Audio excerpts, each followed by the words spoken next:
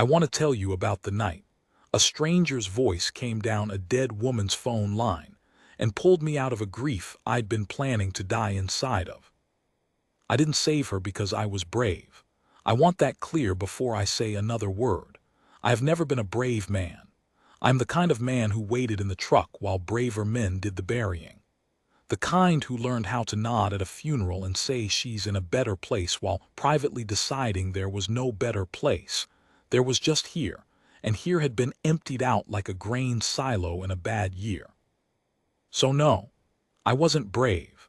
I was a 61-year-old rancher who hadn't slept a full night in 14 months, who kept his late wife's reading glasses on the kitchen windowsill, because moving them felt like a second funeral, and who had, that very evening, taken the shells out of the gun cabinet and laid them on the table in a neat little row, the way Linda used to lay out my pills. That's where I was when the phone rang at 11:52 p.m. And the voice on the other end, young, foreign, shaking so hard the words came apart in her mouth, said the one thing I had not heard another human being say to me since the day they lowered my wife into the cold Montana ground. She said, "Please, please don't hang up. I think I'm going to die out here and you're the only number that worked." You ever notice how the world doesn't ask if you're ready? It just opens a door and shoves you through it. This is the story of what was on the other side. The landline shouldn't have rung at all. I'd kept it connected out of pure stubbornness, the way you keep a lot of things after someone dies, not because you use them, but because unhooking them feels like an admission. Everybody calls a cell phone now. The landline was a relic, a beige plastic thing screwed to the kitchen wall by the back door, with a curly cord that Linda used to twist around her finger while she gossiped with her sister in Billings. Nobody dialed that number anymore except scammers, and the occasional confused soul looking for a business that had closed before I was born. So when it rang, cutting through the dead quiet of the house, I nearly didn't get up. The shells were on the table. I'd been looking at them for the better part of an hour, not really deciding anything. That's the part people get wrong. They think there's a decision, a dramatic clenching of the jaw. There isn't. There's just a slow leaking.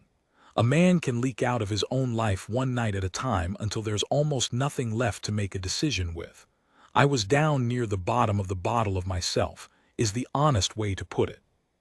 The phone rang a fourth time, a fifth. I'll tell you what made me answer. It wasn't curiosity. It was that the ringing was loud in a house that had gone too quiet, and the quiet had been the worst part of all of it, and I think some animal piece of me lunged at any sound that wasn't my own breathing. I crossed the kitchen, my socks catching on the spot where the linoleum had peeled up by the stove, and I lifted the receiver and I said, in a voice I hadn't used in days, rusty as a gate hinge, "Yeah." Nothing, then breathing. Fast, ragged breathing, the kind you hear from a calf that's been run too hard. "Hello," I said. "Who's this?" "Please." The word came small and high and accented, the L soft. "Please don't hang up, please." I almost did hang up. God forgive me, my thumb was already moving toward the hook.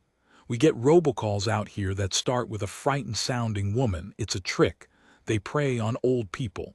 And Linda always said I had a soft head for a sad voice. I figured it for a scam. "I don't want whatever you're selling," I said.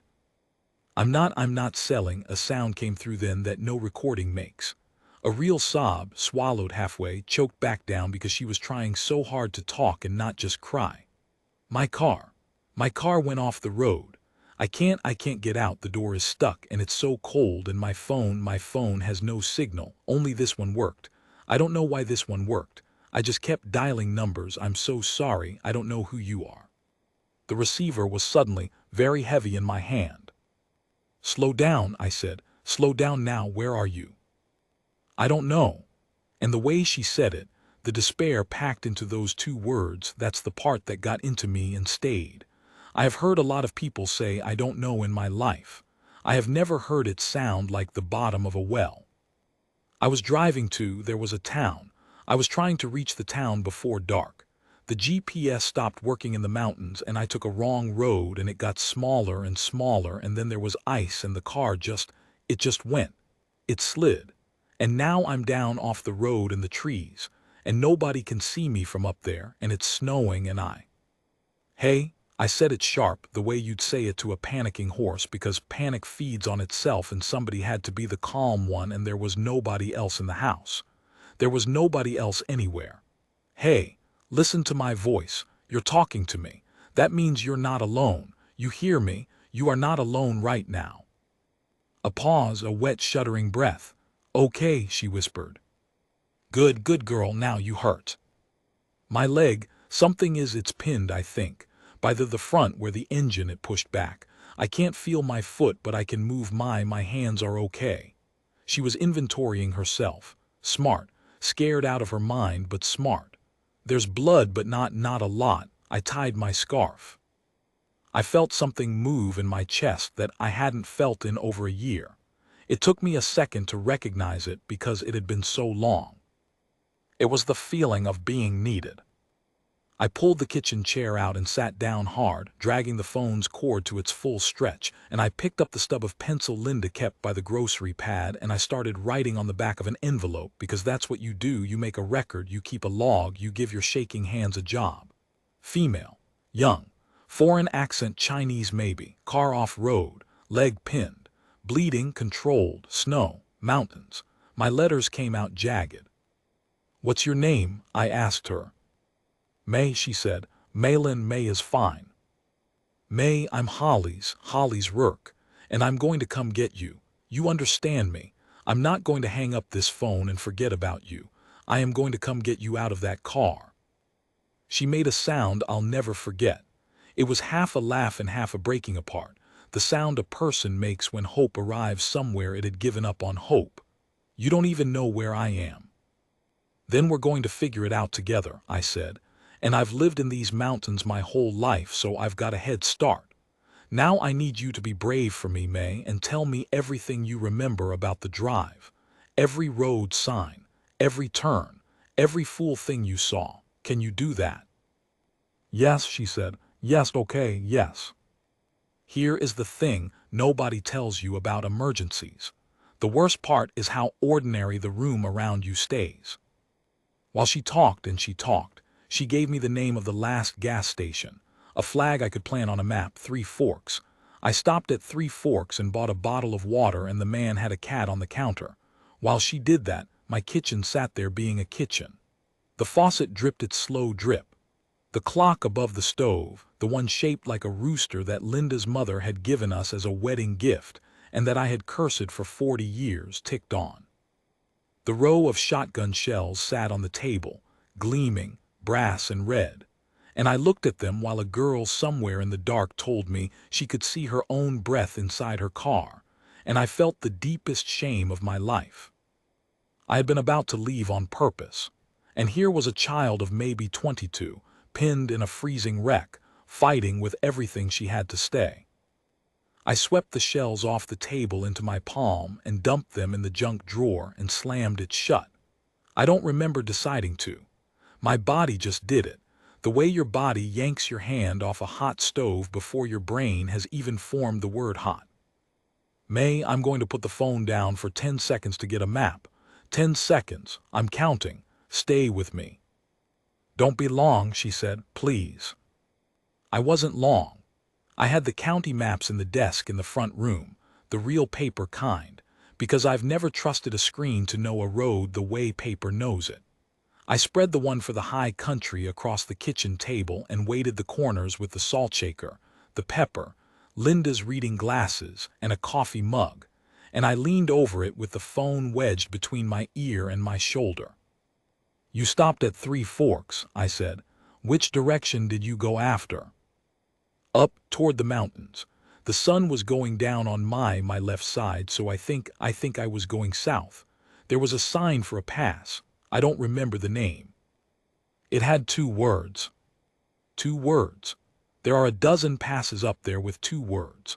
But the sun on her left going south, leaving from 3 Forks, climbing, that cut the dozen down to maybe 3.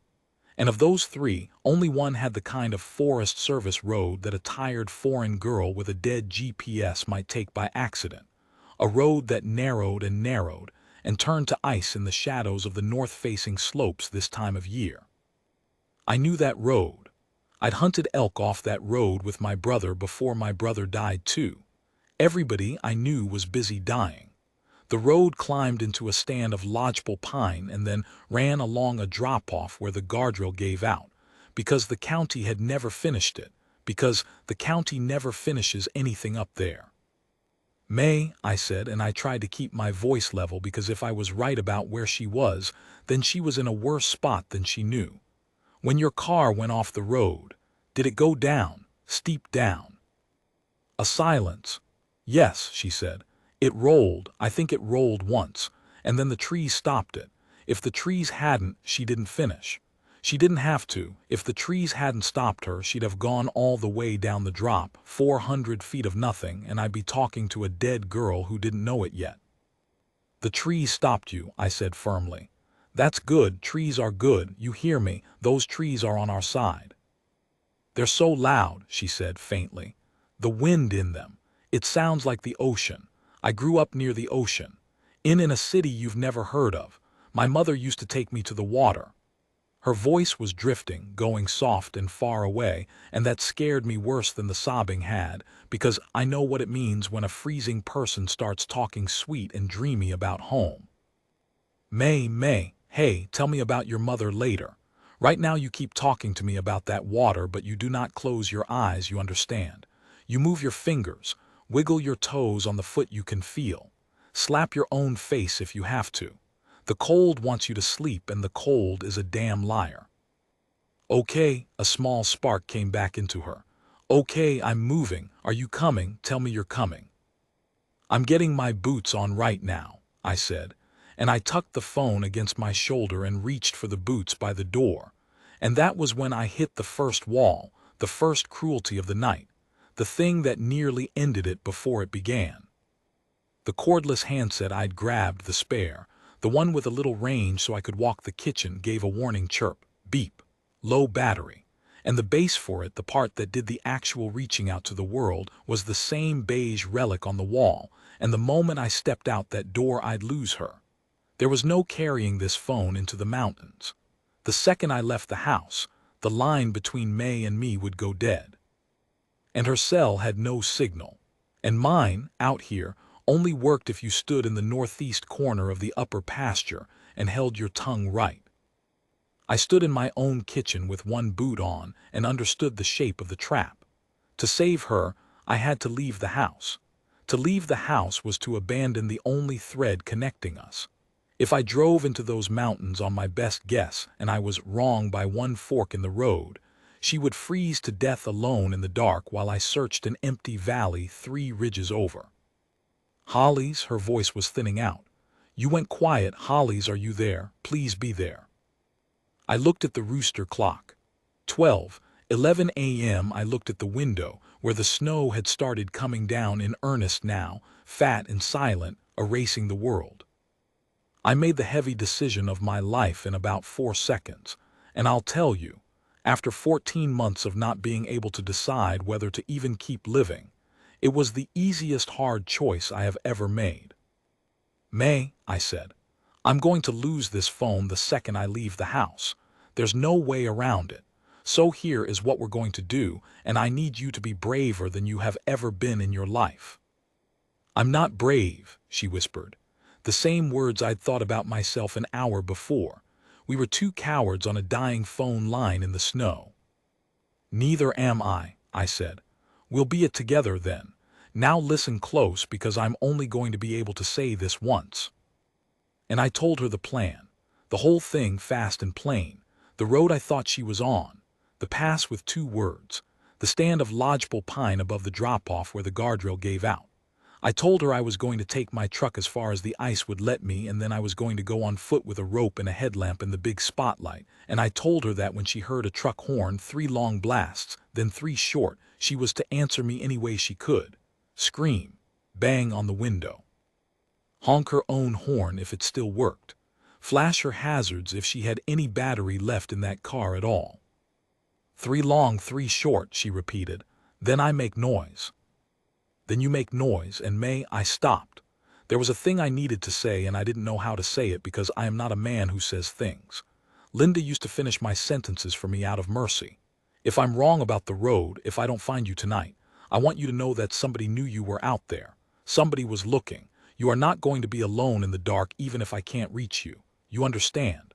Even if you can't see me, I'm out there. I'm coming the whole time. The line crackled. The battery chirped again, more insistent. My grandmother used to say, May said, and her voice had gone steady all of a sudden, steady the way the surface of deep water is steady, that the people who are meant to find you find you. I dialed 19 numbers tonight. 18 didn't connect. Yours did. Then I guess I'm meant to find you, I said, and I tried to make it sound like I believed it. Holly's. I'm here. What's the next thing I should do after you hang up? Tell me a thing to do so I have a thing. She was a drowning person asking for a rope, and the rope was a task, any task, something to hold the panic back. You're going to count, I said, out loud. You're going to count slow and steady, and every time you get to 100 you start over and you don't stop, because the counting keeps you awake, and the counting is you and me staying connected even after this line goes dead. I'll be counting too in the truck. We'll be counting together the whole way. By the time you hear that horn, you'll have counted to 1,000, maybe 2,000, and when you hear me, you can stop. That's silly, she said, and she almost laughed, and the almost laugh was the bravest sound I have ever heard a human being make. Sure it is, I said. Now count. 1, she said, her breath shook on it. 2, 3. Good, keep going. I have to hang up now, May. I have to go get my truck. 4, 5. Don't, her voice wavered, then firmed, then went back to counting like a person stepping back from a ledge by sheer force of will. 6, 7. Go, Hollies, go. 8, 9. I hung up the phone.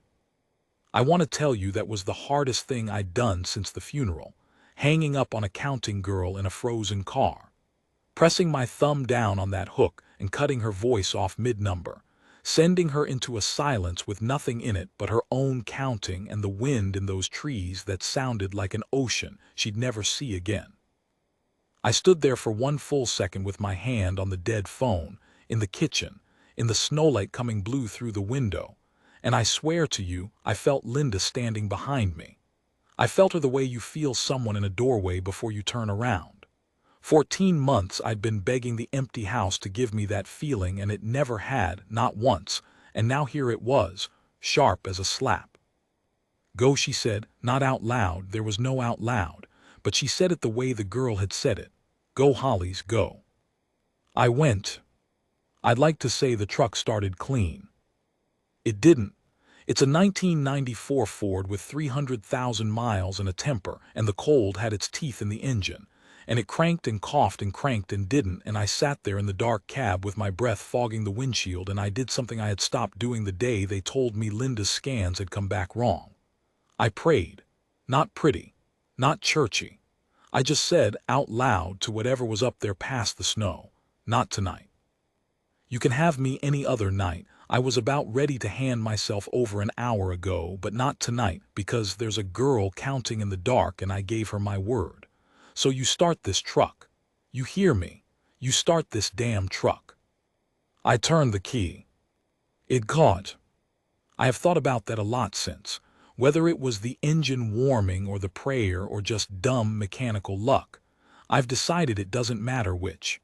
The truck started, and the headlights cut 2 yellow tunnels into the falling snow, and I dropped it into gear, and I went out the gate and onto the road. And behind me the house with its glowing kitchen window got smaller and smaller until the snow swallowed it whole. The house where the shotgun shells sat in the junk drawer instead of in the gun. The house where a man had decided, somewhere in the last 20 minutes, without ever quite noticing the moment it happened, that he was going to live a while longer after all. The clock on the dash said 12:23. 3 ridges away, in a stand of lodgepole pine above a drop where the guardrail gave out, a girl named May was counting. And I was counting too. 41, 42, 43, out loud in an empty truck in the snow, racing into a night I had no good reason to believe I'd come out of. I was wrong about a lot of things that night. But I was right about the road. The thing about a Montana mountain road at midnight in a snowstorm is that it stops being a road and becomes a suggestion. The county plow doesn't come up this high. The asphalt gives out somewhere past the last cattle gate and turns to gravel, and the gravel turns to a pale ribbon of packed snow that my headlights could only half believe in, and on either side the dark pressed in so total that the world shrank down to the two yellow cones of light and whatever fell through them. Snow, mostly, coming sideways now. Each flake lit up gold for half a second before it vanished against the windshield, and the wipers shoved it off in tired arcs, and underneath the engine noise I kept counting. 114, 115. I had no way to know if she was still counting too. That was the cruelty of it. I'd built us a bridge out of numbers and then I'd had to walk onto it blind, trusting that on the far end a girl I'd never seen was still alive enough to whisper 115 into a frozen car. I told myself she was. You tell yourself things on a road like that. It's that or you stop, and stopping was the one thing I'd promised her I wouldn't do.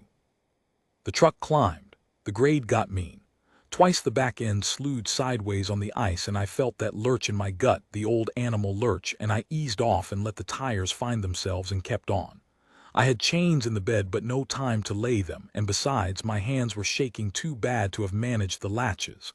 I noticed the shaking from a distance, the way you notice weather. Look at that.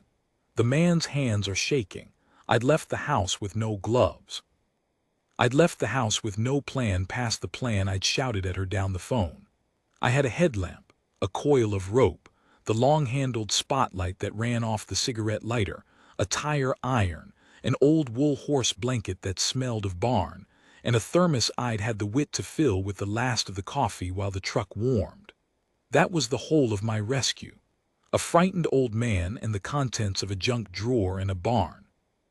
I thought about Linda the whole way up. I couldn't help it.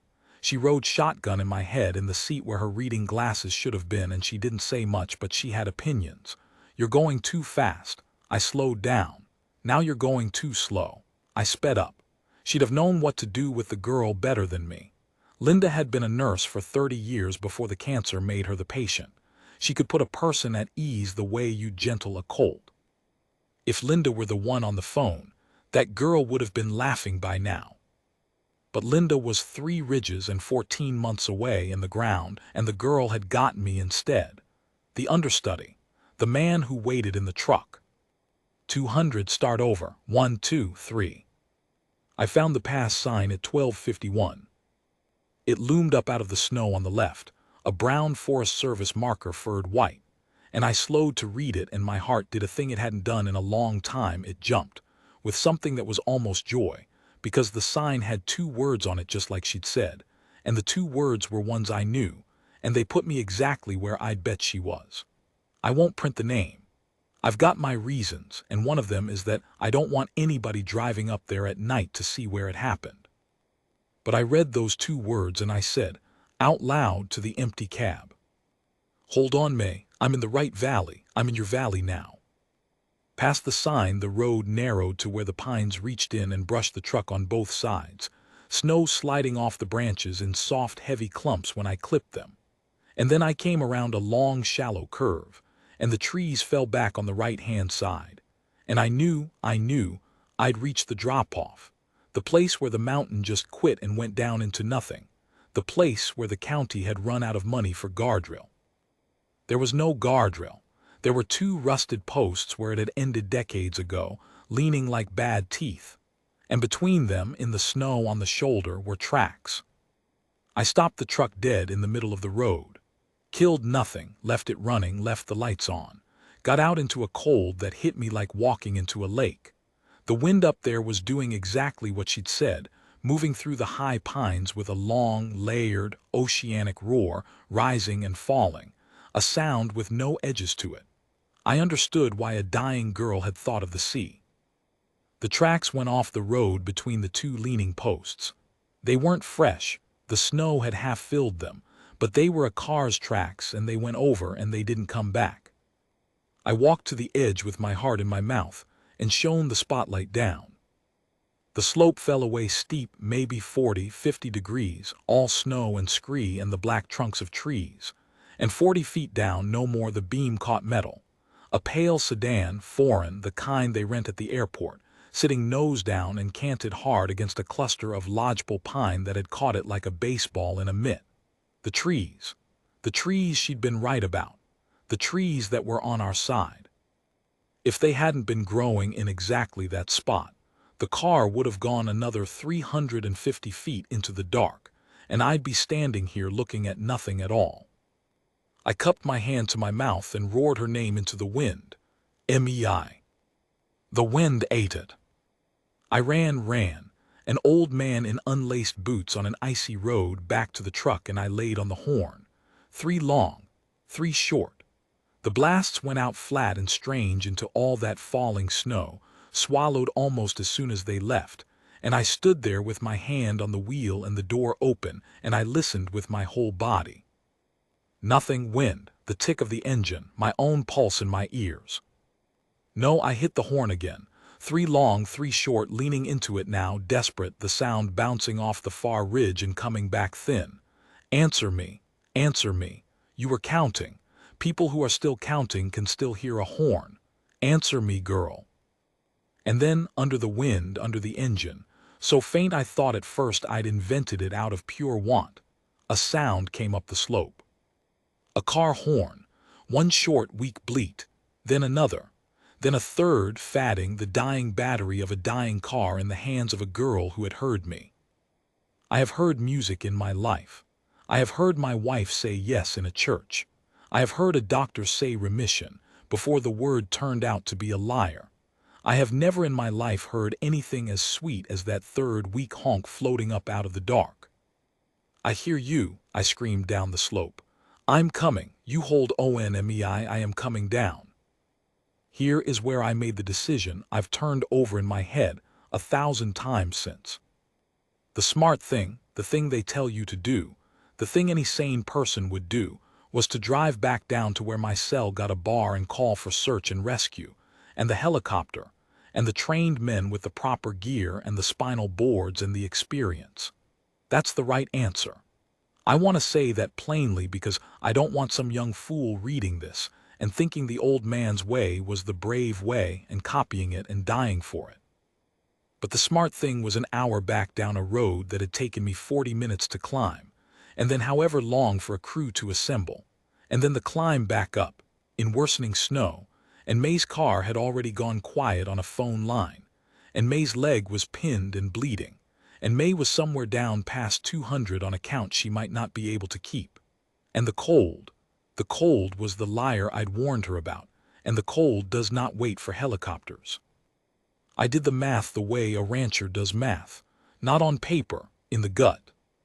The math said, if you leave to get help, she might be dead before help arrives. If you go down that slope yourself, you might both die, but at least if you go down, she isn't alone when it happens. I'd promised her she wouldn't be alone in the dark. So I tied one end of the rope to the truck's tow hook, and I tied the other end around my own waist, in a knot. My brother had taught me elk hunting before my brother went and died like everybody else, and I took the spotlight in one hand and the wool blanket over my shoulder, and I started down. The slope tried to kill me 4 times. The first time, my boot found ice under the snow and shot out from under me, and I went down hard on my hip and slid 10 feet before the rope snubbed me up with a jerk that knocked the wind clean out of me. I hung there gasping, the spotlight beam swinging wild across the trees, and I thought, well, that's the end of that, and then I got my feet under me and went on. The second time, a branch I grabbed for came away rotten in my hand. The third time, I don't even remember, just the after on my knees in the snow, palms torn, breathing like a bellows. The fourth time I didn't fall.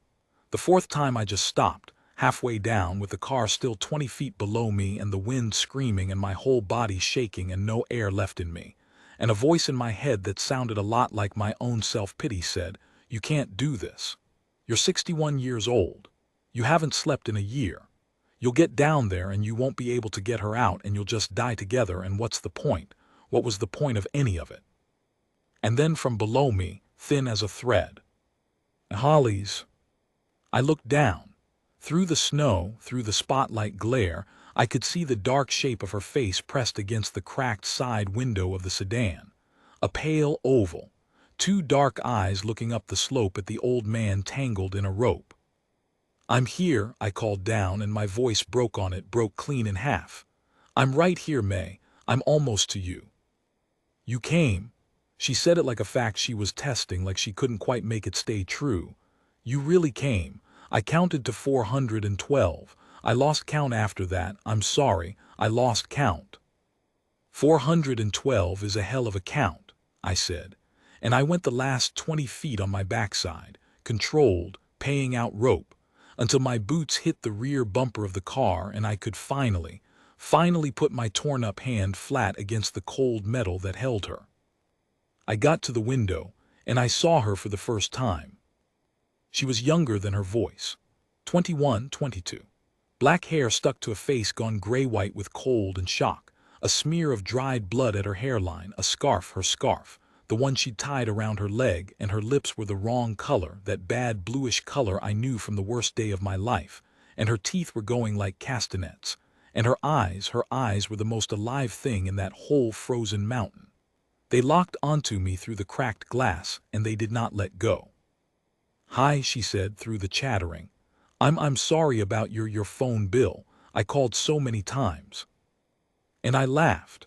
God help me, hanging off a rope on a mountainside in a blizzard, looking at a half-frozen child who'd cracked a joke about my phone bill. I laughed, and it came out of me ragged and wet, and it turned into something else halfway through, something I hadn't done since the funeral, and I pressed my forehead against the cold glass between us, and I let it come. "Don't cry," she said, alarmed, her own eyes spilling over. "If you cry, I'll cry, and my face will freeze." "Then we'll freeze ugly together," I said, and wiped my nose on my sleeve and got to work. The door was the problem, same as she'd said on the phone. The driver's door was crushed against the trees, and the passenger door was jammed by the way the car sat, nose down, the whole frame torqued. And her leg, I could see now, with the spotlight wedged in the snow, her leg was pinned where the engine had shoved the firewall back into the footwell. Not severed, not crushed flat, but held fast. I tried the back door on the uphill side. It gave with a shriek of metal, 2 inches, then stuck. I put my boot on the frame and hauled with everything I had, and it screamed open another foot, enough that I could get my upper body into the rear of the car, into a space that smelled of cold and blood and the cloying chemical reek of a deployed airbag. "Okay," I said, breathing hard, half inside the wreck with her now, close enough to touch her shoulder. "Okay, I'm in. I'm with you now. Whatever happens, you're not alone in here anymore." She reached back with one trembling hand and gripped my wrist, and her fingers were so cold they burned, and she held on like the rope, like the counting, like the one number after the number you thought was the last one you had. "My leg won't come," she said. I tried so many times, it won't come." I looked at it for a long time in the white shaking light. And I understood, the way you understand a thing all at once and wish you didn't, that I was not going to be able to pull her out of that car with a tire iron and a barn blanket and a pair of torn-up 61-year-old hands. The metal that held her would need cutting. It would need the proper tools, the spreaders, the trained men, the things that were an hour down the mountain and then back up again. The math changed on me, right there, kneeling in the broken glass. To get her out alive, I needed the help I'd talked myself out of going for. But to go for it now meant climbing back up that killing slope, driving back down to a phone, making the call, and waiting, leaving her alone again in the cold I'd promised her she wouldn't face alone. And every minute of all of that, the cold would be working on her, patient and quiet and certain. I could stay and keep my promise, and we would both watch the cold win. Or I could break my promise and climb back into the dark, and maybe, come back with men who could save her. She felt me go still. She was watching my face. She'd been watching faces her whole life, I'd learn later, reading the rooms her father shouted in. She knew how to read a man's face when it found out a hard thing. "You can't get me out," she said quietly. "Not a question." "Not by myself," I said. I wouldn't lie to her. Linda never lied to a patient, and I wasn't going to start the family tradition over now. "I can't get you out by myself, May. I need to go for help. And I told you I wouldn't leave you alone, and now I have to, and I want you to know that breaking that promise is the worst thing I've had to do in a long time, and I've had a bad year for hard things." She was quiet. The wind roared in the high pines. Somewhere far below, the dark went down and down. Then she did something I will carry to my own grave, whenever it comes, and I no longer have the slightest interest in hurrying it. She let go of my wrist. She made herself let go. I watched it cost her, and she pushed my hand gently back toward the door, toward the slope, toward the truck. "Then go," she said, steady, steadier than I was. "Go and come back, I'll count. I'll start at 413 and I'll keep going, and this time I won't lose it. I promise you I won't lose the count." "May, you found me once already," she said, and she smiled, and it was the most terrible and beautiful thing, that smile, blue-lipped and certain on a mountainside in the snow. "My grandmother was right. The people who are meant to find you, so go be meant to find me twice."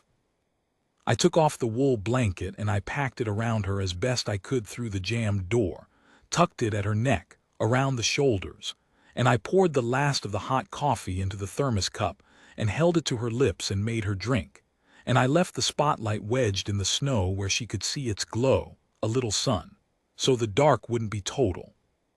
And then I climbed back out of the broken car, into the storm, and I started up the rope toward the truck and the long road down, and the telephone and the men with the proper tools, pulling myself up that murderous slope hand over hand, my whole body screaming, the wind tearing at me, leaving the only person who'd needed me in 14 months alone in a freezing wreck on a promise that I would come back, that I would be meant to find her twice. I have made some hard climbs in my life. I helped pull a bogged steer out of spring mud once for 3 hours until my arms gave out. I carried my brother's casket. I sat in a hospital chair for 11 days and called that sitting a kind of climbing, because holding yourself upright next to a dying woman is its own kind of mountain. None of it was the climb back up that slope. The rope was my whole world. Hand over frozen hand, boots scrabbling at scree and ice, the truck's headlights a smear of gold somewhere above me through the snow, and below me, getting fainter the higher I went, a girl's voice counting into the dark so that I would hear it as long as I possibly could. 440. 441. She'd raised her volume, I realized. She was spending what little warmth and breath she had left to make the numbers loud, to send them up after me like a hand reaching, so the old man wouldn't have to climb in silence. So I wouldn't be alone, either. That broke something in me and put something else back together in the same motion. I don't have a word for it. I climbed. When I dragged myself over the lip onto the road, I lay in the snow for a second like a landed fish, and then I got up, because there was no version of this where I got to lie down. I untied the rope from my waist, left it tied to the truck, dangling down the slope, a lifeline I'd be coming back to, and I half fell into the cab and dropped it into gear and turned the truck around on that narrow ribbon of ice in about a 9-point turn, the back tires hanging out over the drop once in a way I try not to think about, and I drove down the mountain faster than any sane man drives a 30-year-old truck on black ice in a blizzard. The whole way down I watched the little signal bars on my cell phone, propped on the dash, dark and dead, dark and dead, dark and dead. I counted too. I'd told her we'd count together, and I meant to keep at least that promise even if I'd had to break the big one.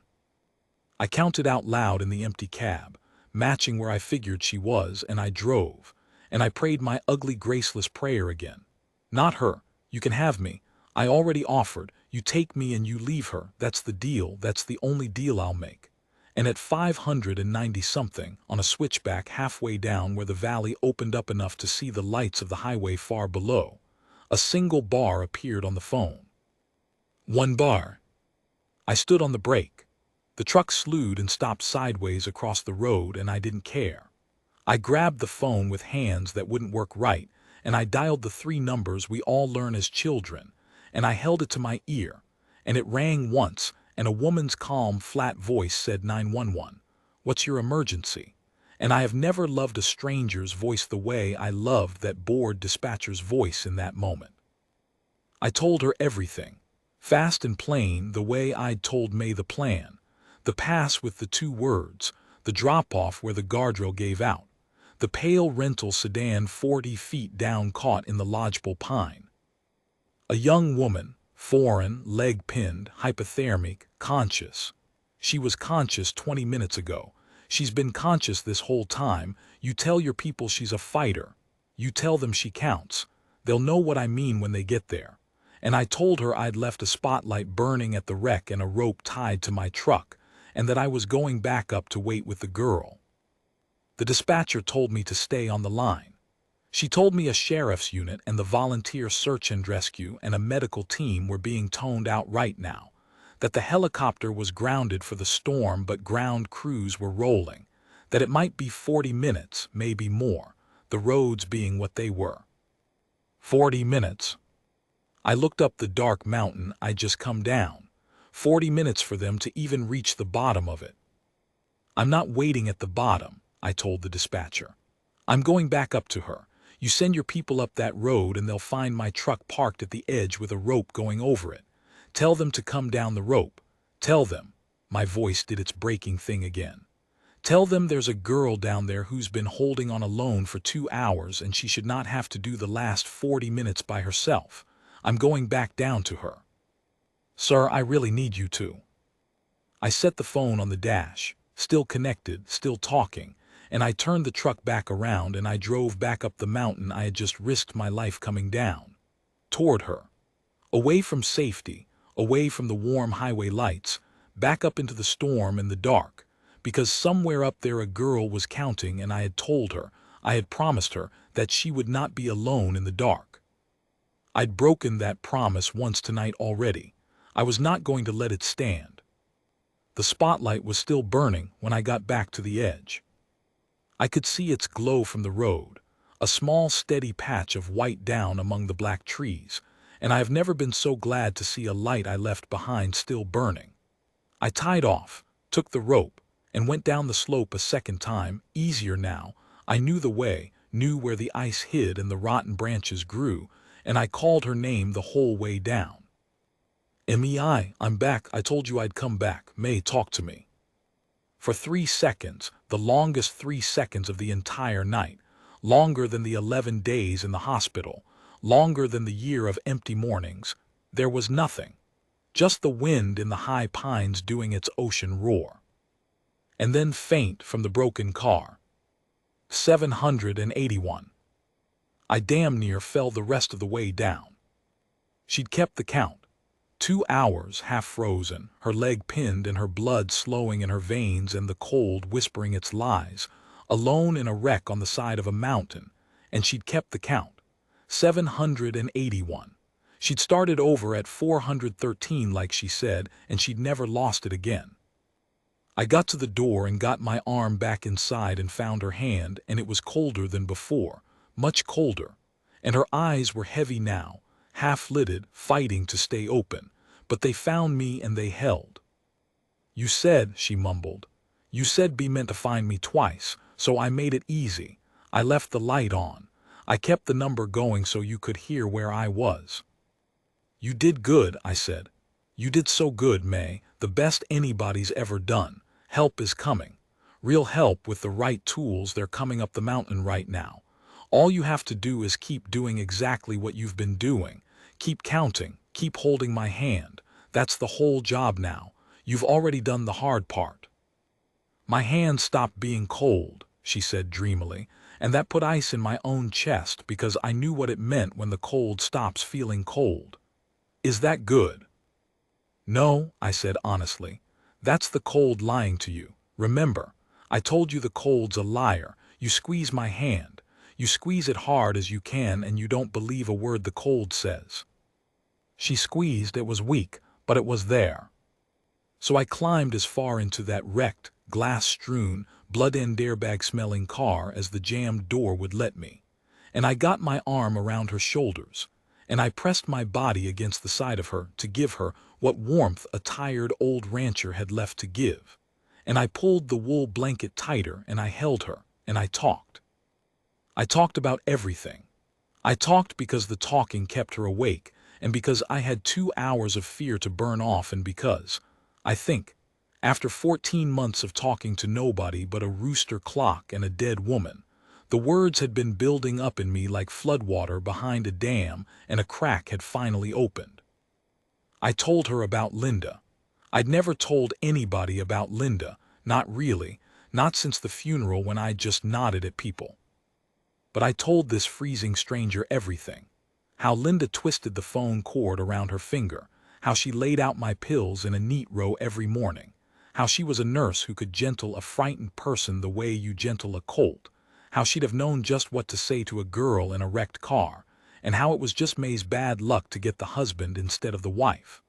I told her about the shotgun shells on the kitchen table. I don't know why I told her that.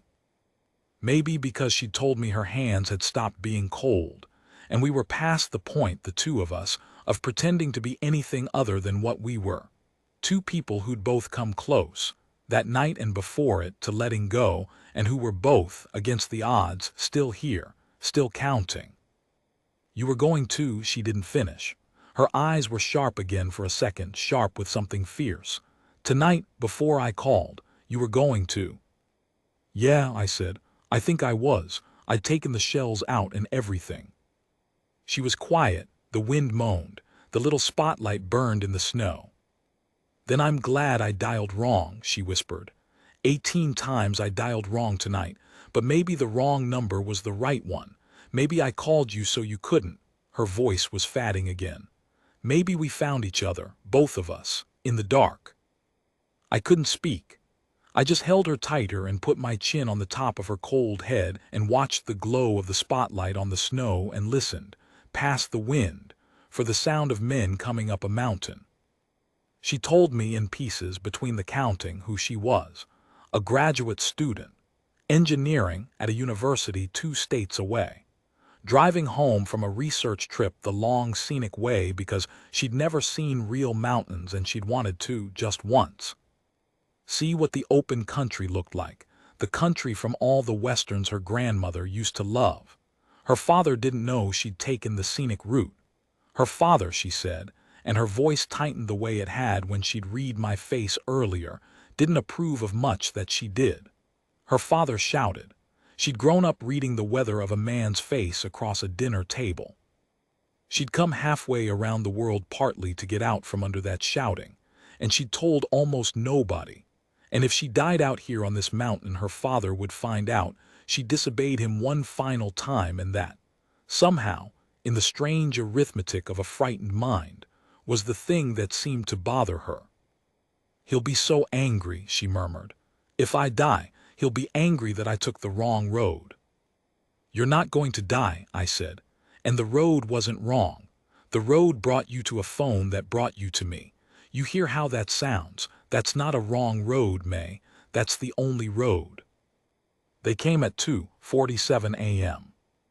I heard them before I saw them, voices up on the road, the chunk of truck doors, the bright authoritative crackle of radios, and then beams of light, real lights, swinging down the slope, and a man's voice calling, "Hello, anybody down there? We're following a rope." I had never in my life been so glad to hand a problem to somebody else. "Down here," I bellowed with the last of my voice. "Follow the rope. There's a girl, she's alive, her legs pinned, get down here." And then the slope was full of them. Young, strong, competent, miraculous people in helmets and coats with reflective stripes, with packs and tools and a litter and warm IV fluids, and a confidence that came down that mountain like the cavalry. And one of them, a paramedic woman with kind, sharp eyes, got to the window before any of the rest and looked in at May wrapped in my barn blanket and looked at me wrapped around May, and she said, "Sir, you did real good keeping her warm. We've got her now. We've got her. We've got her now." The same words the dispatcher's calm had promised. The opposite of the word the doctor had used about Linda, the lying word, remission. This time the words were true. I could see they were true in the way the young people moved. They had to cut her out. It took them the better part of an hour with the spreaders and the saw, the metal shrieking and groaning, and through all of it I stayed where she could see me, because she asked me to. "Don't go where I can't see you," she said, gripping my hand while a stranger started a line in her other arm. "You keep going where I can see you," and I did. I planted myself at that window in the snow, and I let them work around me, and I held her hand, and she held mine, and somewhere in there, around the time the warm fluid started going into her, and her shivering got violent in the way they said was actually good, actually a sign her body had decided to fight. She looked at me through all the lights and the activity, and she said, "What number were we on?" I'd lost it. In the chaos I'd lost the count, the only time all night either of us had. "I don't know," I admitted. "I lost it first time tonight." "Then we start over," she said, and she smiled that terrible blue-lipped beautiful smile one more time. "1, 2, 3. 4, I said. 5. And we counted, the two of us, an old widowed rancher and a Chinese engineering student, while strangers cut her free from a mountain, all the way until they lifted her out of that ruined car and onto the litter, and the world filled up with the sound of people doing their jobs and saving a life. And the cold that lies, the cold that had nearly taken us both that night by two different doors, the cold lost. I want to tell you it ended clean. It didn't. Stories like this don't end clean, and I'd be lying to you if I tied a bow on it, and I made May a promise that night that I'd quit lying to people, even the small, merciful lies, and I aimed to keep it. She lost 2 toes to the frostbite. The leg healed mostly. She walks with a small hitch now, in the cold weather especially, and she says she's made her peace with it, and I believe her about as much as I believe myself when I say I've made peace with things. The doctors said another hour and she'd have been gone. Another hour. We'd bought that hour with a rope and a spotlight and a count that went to 781. Her father came, flew in from the other side of the world. I met him at the hospital, this small, stern man with May's exact eyes, and I braced myself for the shouting she dreaded, the anger about the wrong road. But he didn't shout. He stood in the doorway of her room and looked at his daughter alive in the bed, and his whole stern face came apart, just came apart like a dam giving way, and he crossed the room and he held her, and he didn't say anything at all for a very long time. Sometimes the weather of a man's face changes when he comes close to losing the thing he was so busy being hard about. Sometimes it takes a mountain. He shook my hand later in the hallway. His English wasn't much and my Chinese is nothing at all, so mostly we just stood there, 2 old men who'd both nearly lost everything by different roads, and he held my hand in both of his and he looked at me and he said the only English he seemed sure of, slow and careful, "Thank you. For my daughter, thank you." I didn't tell him the truth. I didn't tell him that his daughter had saved my life at least as surely as I'd saved hers, that she dialed a wrong number into a kitchen where a man sat with the shells laid out on the table, and that her plea, "Please don't hang up, you're the only number that worked," had reached down a dead woman's phone line and grabbed a drowning man by the collar and hauled him back up into the business of living. I didn't tell him that I'd needed her exactly as much as she'd needed me, that we'd found each other in the dark like she said, both of us, at the bottom of our separate wells. There's no English for that, and probably no Chinese either, and some things you just carry. I put the shotgun shells in a box and drove them to the gun shop in town and traded them for a knife I didn't need. I couldn't have them in the house anymore. And I left Linda's reading glasses on the windowsill where they belong, because that's not a wound now, that's just a man keeping a thing he loves where he can see it. May calls me. Not on the landline. I finally let them disconnect the landline, that beige relic that rang one impossible night and changed everything. It had done its one great job and it could rest. She calls my cell. We don't talk about anything much. School, the ranch, the weather, which is a thing two people who nearly froze to death together pay close attention to.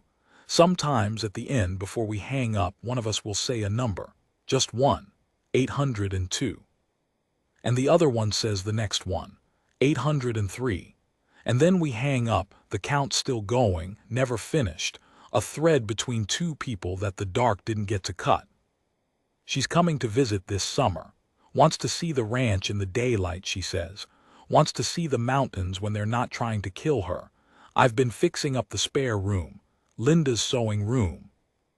I hadn't been able to open that door in over a year, and now I've got it aired out and painted.